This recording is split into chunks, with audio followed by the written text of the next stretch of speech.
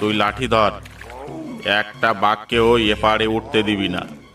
বাঘগুলো এপারে উঠলে আমরাই শেষ হয়ে যাব।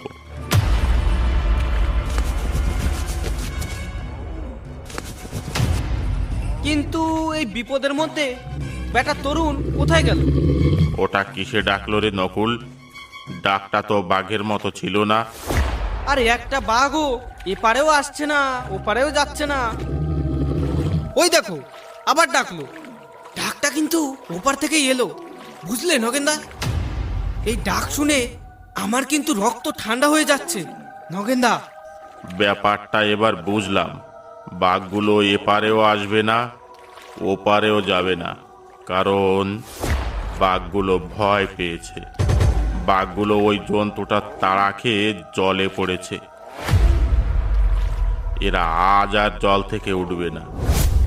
নগেনদা, ওই পারে দেখো কারা যেন নৌকো থামালো মরার জন্যে। ওদের বারণ করো নগেনদা, ওদের বারণ করো, না হলে ওরা আর রক্ষা পাবে না। ও ভায়া, ও ভায়া, তোমরা কারা? ওই পারে নৌকা বেঁধো না। ওই পারে খুব বিপদ। ওখানে ভয়ঙ্কর কোনো জন্তু ঘোরাফেরা করছে। ওদিকে যেও না তোমরা। ও ভায়া।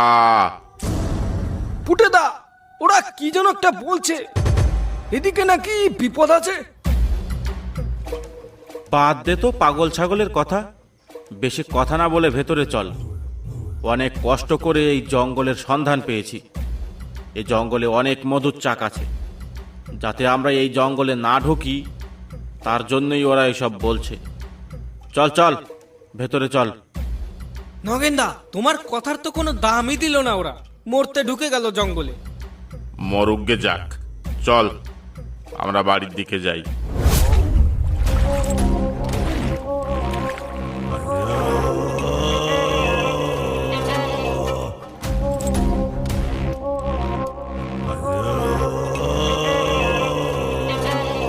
এ কি, এখানে তো একটা বাঘ মরে পড়ে আছে পুটেদা। এই বাঘটা মরলো কিভাবে? বাঘটা হয়তো বুড়ো হয়ে গেছিল, তাই কোনো বুনো শুয়োর টোরে মেরে দিয়েছে। না না পুটেদা, আমার কেমন যেন ব্যাপারটা সন্দেহ মনে হচ্ছে। আরে অত ভয় পাস না, চল সামনে গিয়ে মধুর চাক খুঁজি।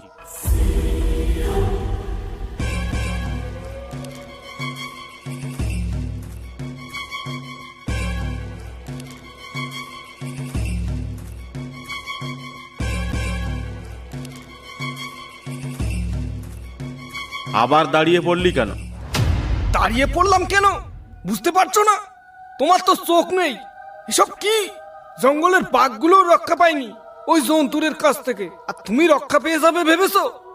সেই তখন থেকে ভুলিয়ে ভালিয়ে আমাকে নিয়ে যাচ্ছ জঙ্গলে মরার জন্যে। তুমি যাও, আমি যাব না। ওটা কিসে ডাকলো?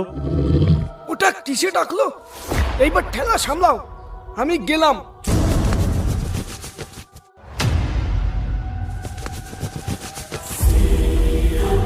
এই তো এইখানেই দাঁড়াই। কোনো নৌকা এলে আমি তার সাথেই বাড়ি যাব।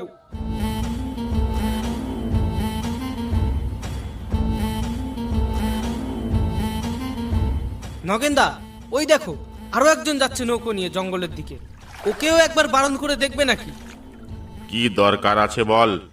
মাঝিগুলো খুব বদমাশ, ওরা বললেও শুনবে না। তাও একবার বলে দেখো, শুনলে ভালো। লোকটাকে সাবধান করা তো আমাদের কর্তব্য, বলো।